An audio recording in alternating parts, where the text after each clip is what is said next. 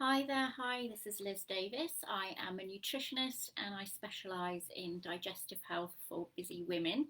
So I help busy women overcome their IBS symptoms, their bloating, indigestion, heartburn, all those other horrible symptoms that can really get in the way of you living your best life. And I do this with state of the art gut testing and diet and lifestyle supplement interventions to really help to get the gut environment healthy again and get things really thriving for you properly so you can get back to living your best life. One of the things I'm really interested in is how your gut health affects not only your gut, but it affects so many other things as well. So it can affect your mood and your immunity, and particularly it can affect how your body regulates weight. So how easily you put on weight, and then whether it's very difficult to lose it, etc., can often come down to um, the condition that your gut microbiome is in, so your good and your bad, or your not so beneficial bacteria and the levels of them. I'm really not a fan of deprivation diets, calorie counting, cutting out this, cutting out that, because ultimately, when we look at people's microbiomes in the lab, we can see, when I get the results back, we can see quite clearly what kind of diets people have been eating, and we can see that that's actually having a real impact on the levels of bacteria in the gut. And you can see that when you do deprive yourself of certain food groups, it does have a knock-on effect, and it can really impact your gut bacteria levels, and not in a good way. So definitely, I don't advise calorie counting and taking out foods and making yourself, feel drained of energy, and that it's like torture, etc. It really shouldn't be like that. So what I do is I go into 4 reasons why you really need to keep that microbiome healthy, and what action your gut bacteria is having on your weight, and how easy it is for you to lose weight if that's what you want to do. And then we'll look at some nice easy ways you can really try and keep things healthy for yourself, and it's not all bad at all, I can assure you. Okay, so firstly then, when we're looking at bacteria, we're really looking at how your body is, they're really helping your body to absorb certain foods or not absorb other foods. And one of the main ways scientists think that the gut bacteria levels are impacting your weight loss is because certain bacteria are very good at metabolizing certain foods. So for example, people aren't very good, we don't absorb fiber or anything like that, but our gut bacteria do, so they can chomp away on our fiber, and that's what feeds them. So that can have a really positive impact on how your body is, metabolizing foods for a start. The next thing is that they they thrive on polyphenols and these other chemicals that your fruit and vegetables provide them with. So if you're eating a nice wide variety, different coloured fruits and vegetables, then your gut bacteria are going to have a lovely time chomping away on those. That's what they feed on, that's what they thrive on. Scientists have discovered, they've studied obese animals and things in the lab, and they can tell that the levels of bacteria are very different. How they metabolize the food is very different in the obese models and the unobese models, so to speak. So you can, so then the next thing would be inflammation. So as we know, inflammation has a big impact on our health. Chronic inflammation has a big impact on our health, and we want to avoid it as far as we can. Obviously, in acute situations, it's helpful, not so helpful when it's going on and on and on.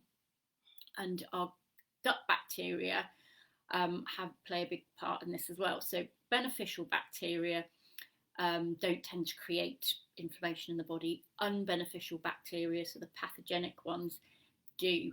They release chemicals into the blood called lipopolysaccharides. They're known as LPS producers, and when these get into the bloodstream, they create inflammation. So we want to avoid, say for example, if we're trying to get rid of certain bacteria, we need to be really careful that they're not going to create inflammation as they're dying off, because apart from anything else, they can lead to weight gain and a whole host of other problems as well. So it's going to be really beneficial for you to keep those levels of unbeneficial bacteria to a minimum and really increase those levels of beneficial bacteria, good bacteria to do all the good things for you. So the next thing is that we want to be eating our prebiotics. As I say, your prebiotics are what are going to be feeding your probiotics.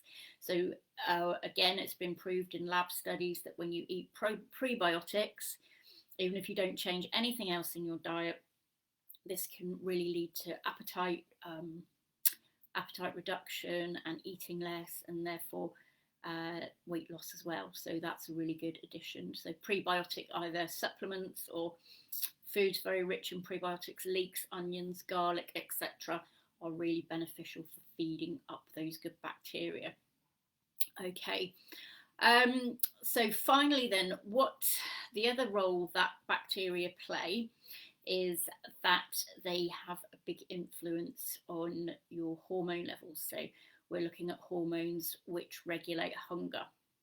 So they're regulating your hunger levels, and they've shown in the lab that levels of hunger hormones are greatly influenced by the levels of bacteria in your gut. So the beneficial bacteria are going to really help to regulate your appetite, and they're going to be alerting you when you're feeling full, when you've had enough to eat, and then put the brakes on.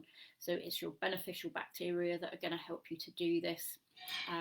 If you haven't got enough beneficial bacteria going on, then your body is not going to find it so easy to generate these hormones that are regulating your appetite quite so easily. Okay, so let's get to the nitty-gritty then. Which foods are going to help to increase your levels of good bacteria and get all these beneficial effects for you? So of course it's going to be concentrating on whole grains. If you eat grains, if you tolerate grains, okay, make sure you stick to the whole grain varieties. Lots of different coloured fruits and vegetables as well, because we want to get a nice wide range of different colours and polyphenols, etc., in there to really beef up those levels of good bacteria. So some really nice foods you can get going on, actually. Dark chocolate, very polyphenol rich. I don't mean Mars bars and Twix, because they're just sugar. What you want to look for is the 75% or higher chocolate, so the nice high levels of actual chocolate going on. And your gut bacteria, your good gut bacteria really love that. So that's 75% or higher chocolate. Tea, so green tea, black tea, all those nice teas all have lots of polyphenols in them as well, which your gut bacteria love. And also red wine. I wouldn't go crazy drinking loads of red wine thinking it's going to be really good for your gut bacteria, because of course if you have too much, that's not going to be beneficial either. But what you want is a really nice quality, good quality red wine. The occasional glass is going to really benefit your gut bacteria. Obviously if you already drink, I wouldn't start drinking if you don't drink, just for that reason. But if you do happen to drink, say switching out your other drinks for a really good quality red wine is going to be a really good move for you. So then finally, what you want to be avoiding is refined sugar. So anything white sugar, white pastry, pasta, rice, etc. So refined sugar and anything white, which is essentially sugar once you've chewed it and swallowed it, is going to directly feed those pathogenic species. So the bad bacteria and also yeast such as Candida and stuff will thrive directly on white foods, sugars, etc. That's what they live on, and then they will flourish in there and cause all these negative effects. So that's of course what we want to avoid. Okay, so I hope you found that useful, and if you would like to speak to me, I should pop a link to my diary in the comments, so do book in for your free 30-minute call, and I can discuss any gut problems that you're having at the moment with you, and then decide a plan to move forward. Okay, I hope that was helpful, and I shall see you next time. Okay, bye bye.